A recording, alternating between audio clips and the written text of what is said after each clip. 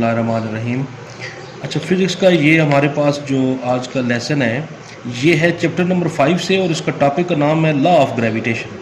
ये आपके सामने आपको डायग्राम दिखाई दे रही है। ये एक अर्थ है, इसके ऊपर, इसकी सरफेस के ऊपर कोई ऑब्जेक्ट पड़ा हुआ है, कोई छोटा ऑब्जेक्ट। तो हम चूँकि इसके लॉ के बारे में पढ़ने जा रहे हैं ना, तो लॉ के लिए सबसे पहली बात तो हम ये कहेंगे इसकी डेफिनेशन के बारे में।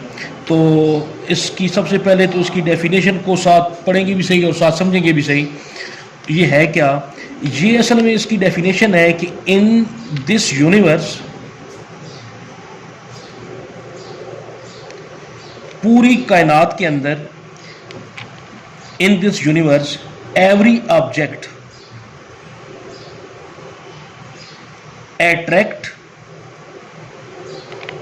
other object। यानी कि इस यूनिवर्स का एक लॉ है, एक कानून है कि हर ऑब्जेक्ट दूसरे ऑब्जेक्ट को अपनी तरफ खींचता है with the force, with the force. जैसा कि ये अर्थ है, इसके ऊपर कोई ऑब्जेक्ट हो, ऊपर अगर फेंका जाए तो ज़मीन इसको अपने मरकज़ की तरफ खींचती है। तो ये एक कानून है जिसको हम लॉ ऑफ ग्रेविटेशन कहते हैं। तो इसकी डेफिनेशन के अंदर हमने ये सबसे पहली बात ये देखी कि in this universe every object attract every other object with the force. और ये फोर्स कौन सी है? लेट्स सपोज कि इसको हम एफ से ज़ाहिर कर देते हैं। अब ये जो फोर्स है विच इज डायरेक्टली प्रोपोर्शनल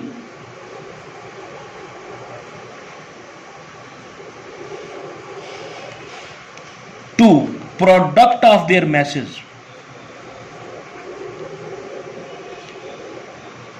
अगर सपोज हम इसकी मैस को अगर हम कह देंगे m1 कह दें, इसकी मैस को हम ऑब्जेक्ट की मैस को m2 से रिप्रेजेंट कर दें। दो ऑब्जेक्ट हैं, एक अर्थ है, एक उसकी सरफेस पे पड़ा हुआ कोई भी ऑब्जेक्ट है। इस एक की मैस को हमने m1 से डिनोट कर दिया, दूसरे को हमने m2 से कर दिया। तो सबसे पहली बात हमने ये लिखी कि in this universe every object attract every other object with a force which is directly proportional to the product of their masses. ये इसका फर्स्ट पोर्शन है। तो ये जो फर्स्ट पोर्शन लिखा है, इसी को मैं अगर मैथमेटिकली लिखना चाहूं तो इसको मैं ऐसे लिख सकता हूं, F is directly proportional to the product of their masses. कि जितनी ऑब्जेक्ट के जो इनका प्रोडक्ट है बनता है इन दोनों की मैसेज का, तो जाहिर है जितनी फोर्स स्ट्रांग होगी, जाहिर है उनके दरमियान उतनी कशिश भी ज़्यादा होगी। तो उसके बाद फिर हम ये कह सकते हैं इसका जो सेकंड पोर्शन है, and inversely proportional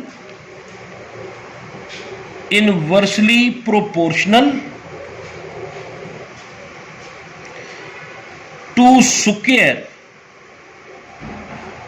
of their distance. यानी कि इसका बात करने का मकसद ये है कि इसका जो सेकंड पोर्शन हमने लिखा है कि यही फोर्स इन दोनों के फासले के मुरब्बे के बिलअक्स मुतनासिब होती है। इनवर्सली प्रोपोर्शनल है to the square of their distance. क्या मतलब कि अगर इन दो ऑब्जेक्ट के दरमियान अगर डिस्टेंस बढ़ा दिया जाएगा, अट्रैक्शन कम उसमें जो होगी वो उसमें कमी आएगी। अगर फासला कम होगा तो इनके दरमियान जो कशिश है, वो जो अट्रैक्शन है, वो ज़्यादा हो जाएगी। तो इस लॉ के दो इसके ओवरऑल पोर्शन है कि the force which is directly proportional to the product of their masses, and second one क्या है कि ये जो इनवर्स रिलेशन है इन दोनों के फासले के मुरब्बे के। फासला ज़्यादा होगा, अट्रैक्शन में कमी आएगी। फासला कम होगा, फोर्स ऑफ अट्रैक्शन जो है वो ज़्यादा होगी। तो मैथमेटिकली अगर आप ये देखें, ये इक्वेशन 1 है हमारे पास और ये हमारे पास इक्वेशन 2 है। तो अब हम क्या करेंगे? कंपेयर करेंगे इक्वेशन 1 और 2 को। Compare equation 1 and 2। तो देखिए दोनों ये F है ना, दोनों साइड जो है वो फोर्स जो है वो दोनों में फोर्स है, तो उसको हमने कॉमन ले लिया और इस रिलेशन को हमने कंबाइन करके लिखना है। कंबाइन करके, मैं दोबारा बता रहा हूं, कंबाइन करके लिखने के लिए हम इसको ऐसे लिख देंगे। अब यहां पे हमने ये करना है कि ये जो फोर्स है इसको जब हम प्रोपोर्शनैलिटी को इक्वलिटी में चेंज करेंगे तो यहां पे कांस्टेंट आ जाएगा जो कि G कांस्टेंट है।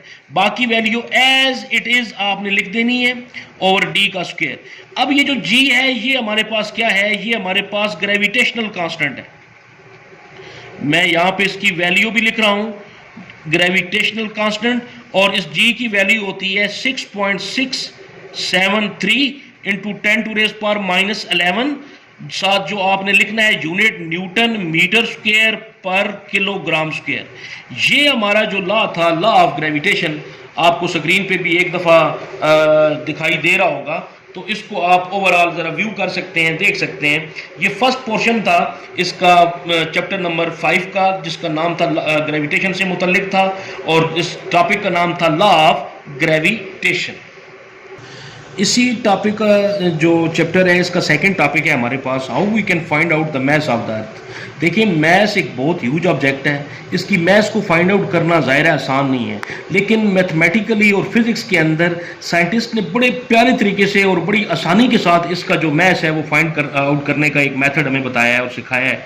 तो हम सबसे पहले देखेंगे कि ये जस्ट लाइक डायग्राम आपके सामने आपको स्क्रीन पे दिखाई दे रही है, ये एक अर्थ है और इसकी मैस को हमने ME यानी कैप्स लॉक में इसको कैपिटल में M से जाहिर किया है, चूंकि ये एक ह्यूज ऑब्जेक्ट है, इसको हमने बड़े M से जाहिर किया है। इसकी सरफेस पे पड़ा हुआ एक और ऑब्जेक्ट है जिसको हमने स्मॉल m से जाहिर किया है।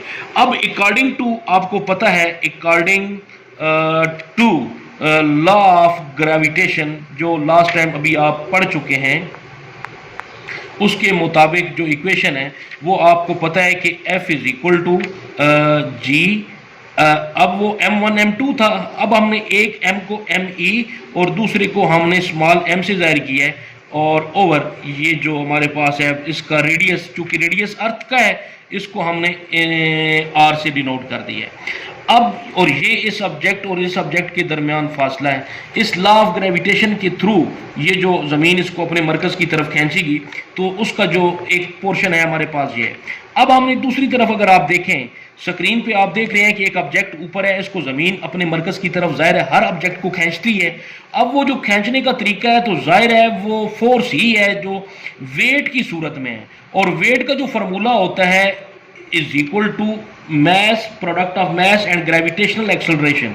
तो ये दोनों, अब देखें आप, यहाँ पे भी F, यहाँ पे भी F, तो अब ये F कॉमन ले लिया, तो अब या इन इक्वेशन को आप कह सकते हैं अगेन के कंपेयर कर लेंगे आप, कंपेयर, इसको आप इक्वेशन 1 बना दें, इसको आप इक्वेशन 2 बना दें, कंपेयर इक्वेशन 1 एंड 2, दोनों को आपने कंपैरिजन कर लिया। अब कंपैरिजन जब आप करेंगे तो जाहिर है आप एक तरफ वैल्यू लिखेंगे, और वैल्यू यहाँ पे इसकी क्या है, G ME over M over R square, और इस तरफ हमारे पास है MG, और ओवर 1 कर सकते हैं, चूंकि इसका जो फ्रैक्शन पोर्शन है नीचे बट्टे में 1 आप कर सकते हैं, इससे कोई फर्क नहीं पड़ता। अब आप देखें कि स्मॉल m और स्मॉल m ये दोनों एक साइड पे हैं, दरमियान में इक्वल है, तो इनको हम कैंसिल कर सकते हैं। अब यहाँ पे जब कैंसिल कर लिया तो अब आपने क्रॉस में मल्टीप्लाई कर देना है। दो रकमें जब फ्रैक्शन में हों और दरमियान में इक्वल का साइन हो तो इनको आप क्या कर सकते हैं, क्रॉस में मल्टीप्लाई। तो इधर रह गया हमारे पास GME इंटू 1, तो वो 1 ही होता है, और इधर रह गया G और R स्क्वायर, GR स्क्वायर। तो अब आप जहाँ पे देखिए, क्योंकि हमें तो mass of earth find out करनी है, मैस ऑफ अर्थ को आप एक साइड पे रखें, इसके साथ जो वैल्यू मल्टीप्लाई हो रही है वो इक्वल टू से दूसरी तरफ जाके वो डिवाइड हो जाएगी, ये डिवाइड हो गई। अब आपने ये G आपको पता है कितना होता है, राउंड अबाउट 10 मीटर पर सेकंड स्क्वायर। ये रेडियस ऑफ अर्थ है, ये होता है 6.4 इंटू 10 टू रेज पावर 6। उसके बाद हमारे पास G है, ऑलरेडी आप पढ़ चुके हैं, 6.673 into 10 to raise power -11 newton metre square per kg square. अब यहाँ पे इस इक्वेशन में दरअसल हमने वैल्यू पुट करनी है, तो 10 इंटू 6.4 10 टू रेज पावर 6, और इसका चूंकि स्क्वायर है तो स्क्वायर लिखेंगे। अब ये G की value 6.673 into 10 to raise power -11। जब आप इस पूरी वैल्यू को कैलकुलेटर की मदद से कैलकुलेट करते हैं तो हमारे पास मैस ऑफ अर्थ निकलती है 6 into 10 to raise power 24 kilogram. ये आंसर आएगा हमारा। ये अब देखें कि जस्ट हमने 2 से 3 स्टेप के अंदर mess of the earth find out कर दी है। बड़ी आसानी से इस तरीके से आपको ये चीज़ समझाई गई है, और उम्मीद है कि इंशाल्लाह तरीके से आप प्रैक्टिस करेंगे और उसके बाद इसको आप इसके ऊपर आप अच्छी तरीके से अपनी गिरफ्त को मजबूत करेंगे। ठीक है जी, इजाज़त चाहते हैं, अल्लाह हाफिज़।